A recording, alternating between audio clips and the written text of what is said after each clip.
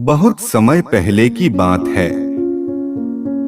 किसी शहर में एक कुशल चित्रकार रहता था। चित्रकार अच्छे अच्छे चित्रों को बनाने में निपुण था, जिससे वह अपनी कला अपने पुत्र को भी सिखाया, जिसके बाद दोनों चित्र बनाते और बाजारों में बेचते थे। उस समय पिता को अपने चित्र के बदले 2 रुपए मिलते थे, जबकि बेटे के बनाए हुए चित्र के बदले 1 रुपए मिलते थे। जिसके बाद अक्सर बाजारों से वापस लौटने के बाद हर रोज पिता अपने पुत्र को अपने पास बैठाकर उसकी गलतियां बताते थे और उन्हें अपने मार्गदर्शन में ठीक करवाते थे। और पुत्र पिता की आज्ञा मानकर अपने चित्रकारी के काम में लगातार सुधार करता रहा, जिसके कारण अब धीरे धीरे बेटे की चित्रकारी में सुधार होने की वजह से उसके चित्र भी 2 रुपए में बिकने लगे, जिससे अब पुत्र बहुत ही खुश था। इसके बाद भी पिता अपने पुत्र की लगातार चित्रकारी में निकलने वाले दोष और गलतियों को बताता रहा, जिसके फलस्वरूप पुत्र के चित्रकारी में और निखार आता गया, जिसके कारण अब उसके प्रत्येक चित्र के बदले 5 रुपए मिलने लगे, जबकि उसके पिता के चित्र अब भी 2 रुपए में ही बिकते थे।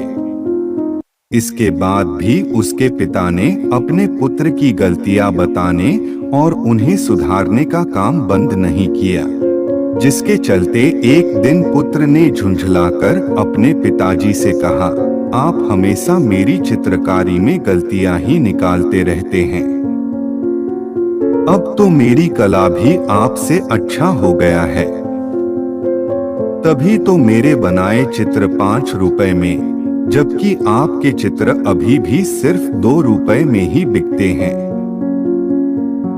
तो इस पर पिता ने अपने पुत्र को समझाते हुए कहा, बेटा, जब मैं तुम्हारी उम्र का था तो मुझे भी अपनी कला पर अति आत्मविश्वास, ओवर कॉन्फिडेंस और अभिमान हो गया था, जिसके चलते मुझे लगने लगा था कि मेरी ही कला सर्वश्रेष्ठ है, जिसके चलते मैंने अपनी गलतियों को सुधारने की बात भी सोचना छोड़ दिया था, जिससे चलते मेरी कला की प्रगति भी रुक गई और वह आज के जमाने में 2 रुपए से ज्यादा में बिक नहीं सकी।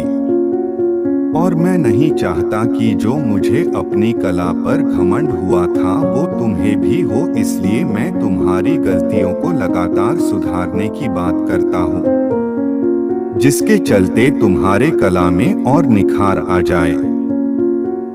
पुत्र को अपने पिता की बात अब समझ में आ गई और फिर उस दिन के बाद से वह अधिक अपने काम में मेहनत करने लगा, जिसके कारण दिन पर दिन उसके कला में और निखार आता गया और वह एक दिन सर्वश्रेष्ठ चित्रकार बन गया।